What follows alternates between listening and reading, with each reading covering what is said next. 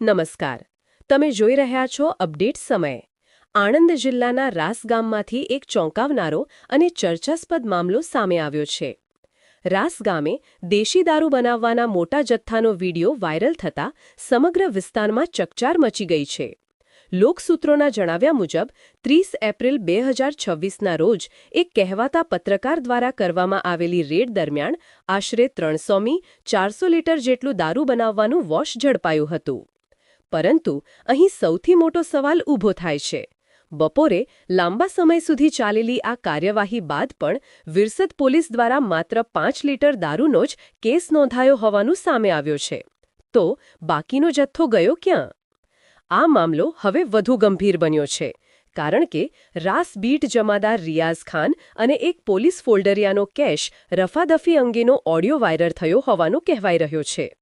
સ્થાનિકોમાં ચર્ચા છે કે શું આ સમગ્ર મામલે સેટિંગ કરીને બુટલેગરને બચાવવાનો પ્રયાસ થયો છે? કે પછી હપ્તાખોરીના કારણે કાયદાની આંખો બંધ કરી દેવામાં આવી છે? આ સમગ્ર ઘટનાએ પોલીસની કામગીરી પર ગંભીર પ્રશ્નચિહ્ન ઊભું કર્યું છે. હવે જોવાનું એ રહેશે કે આણંદ જિલ્લા એસપી આ મામલે નિષ્પક્ષ તપાસ કરશે કે પછી આ કેસ પણ દબાઈ જશે.